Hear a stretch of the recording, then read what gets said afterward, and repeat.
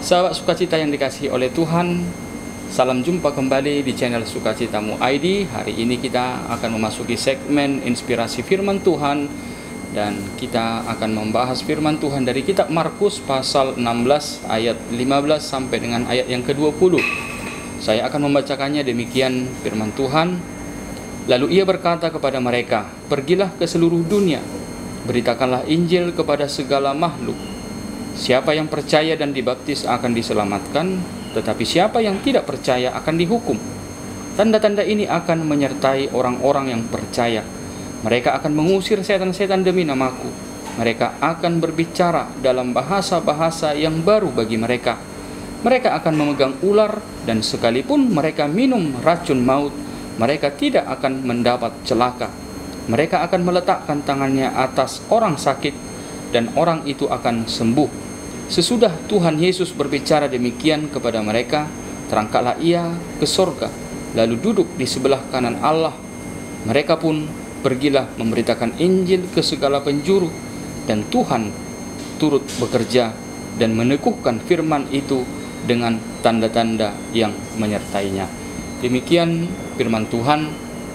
Setelah Tuhan Yesus melakukan misinya di dunia ini, menggenapi rencananya melalui kedatangannya ke dunia, maka tibalah saatnya Yesus kembali ke sorga di tempat kemuliaannya. Namun sebelum Yesus terangkat ke sorga, Yesus menyampaikan apa yang kita sebut dengan amanat agung Tuhan Yesus. Pesan-pesan Tuhan Yesus yang akan menguatkan murid-muridnya dan juga kepada umat yang percaya kepadanya di sepanjang zaman. Mari kita lihat yang pertama, dikatakan di situ, "Pergilah ke seluruh dunia, beritakanlah Injil kepada segala makhluk." Tuhan Yesus berkata, "Pergilah." Perintah untuk pergi tidak hanya dipahami sebagai perintah untuk berangkat ataupun berjalan memberitakan Injil ke dunia ini. Namun juga kata pergilah harus kita pahami bahwa Injil tidak hanya diberitakan, tapi juga harus hidup menurut Injil yang telah kita terima dari Tuhan Yesus. Injil tidak hanya untuk diberitakan, tetapi juga harus dihidupi. Orang percaya kepada Tuhan Yesus tidak hanya sekedar pewarta Injil, namun juga harus berjalan sambil memperlihatkan hidup yang dipenuhi oleh Injil Kristus. Bagaimana orang bisa percaya dengan berita Injil yang kita wartakan jika orang lain tidak dapat melihat contoh atau teladan hidup yang dikuasai oleh Injil di dalam kehidupan ini? Itu juga lah yang dapat kita lihat dari kedatangan Yesus ke dunia ini, bahwa Allah menyatakan dirinya menjadi manusia. Salah satunya adalah untuk memperlihatkan bahwa janji keselamatannya yang telah disuarakan oleh para nabi bukan omong kosong. Kebesaran kasih Tuhan kepada kita manusia tidak hanya kata-kata, namun Yesus membuktikan itu melalui kehidupannya, dan juga dia buktikan hingga mati di kayu salib. Sehingga perintah Tuhan Yesus untuk pergi memberitakan Injil tidak hanya sebatas bentuk pewartaan yang diucapkan, namun hanya dengan melihat diri kita, orang lain sudah mendapatkan berita tentang Injil Kristus.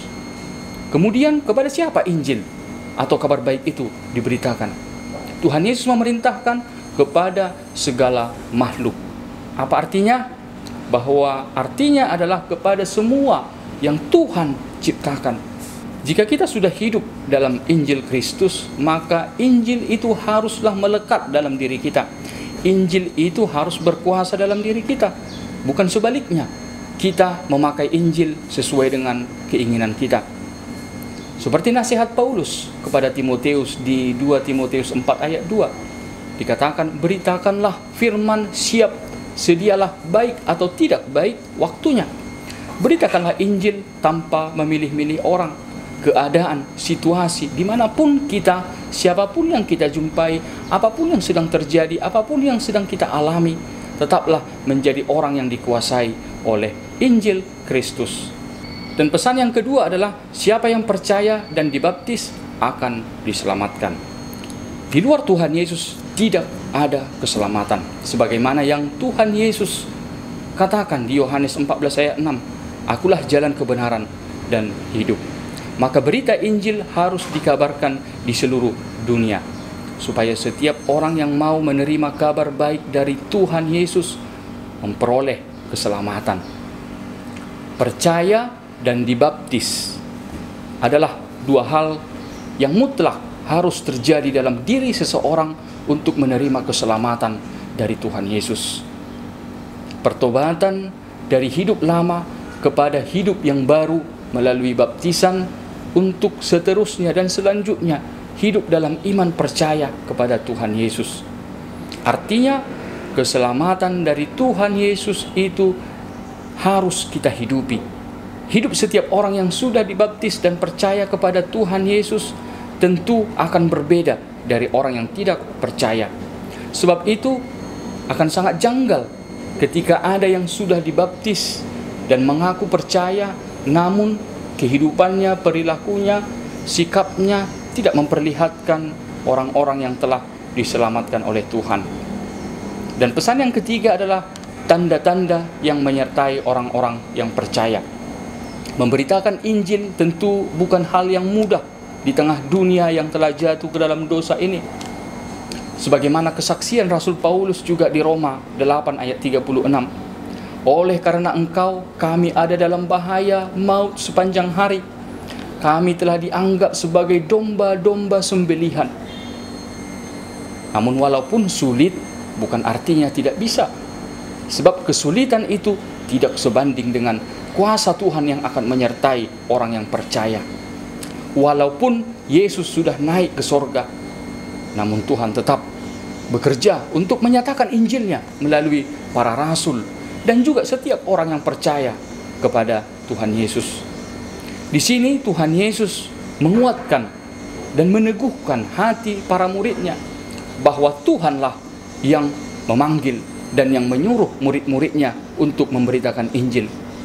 Tuhanlah yang bekerja menyatakan Injilnya, tetapi Tuhan memakai kita menjadi alat saluran untuk menyatakan firman-Nya di tengah-tengah hidup ini, sehingga kita tidak bisa bermegah atas firman maupun berita Injil yang hendak kita beritakan. Sebab itu semua adalah pekerjaan daripada Roh Tuhan. Maka jangan berkecil hati jika kita dihina, jika kita direndahkan karena melakukan firman Tuhan. Jangan takut untuk melakukan kebenaran firman, sebab Tuhan menyertai kita. Tuhan turut bekerja bersama-sama untuk meneguhkan firman di tengah-tengah dunia ini. Sahabat sukacita, demikianlah inspirasi firman Tuhan yang dapat kita gumuli pada hari ini. Tuhan Yesus memberkati kita dan sampai jumpa di inspirasi firman Tuhan di hari-hari yang akan datang. Tuhan Yesus memberkati kita. Shalom, salam kesehatan.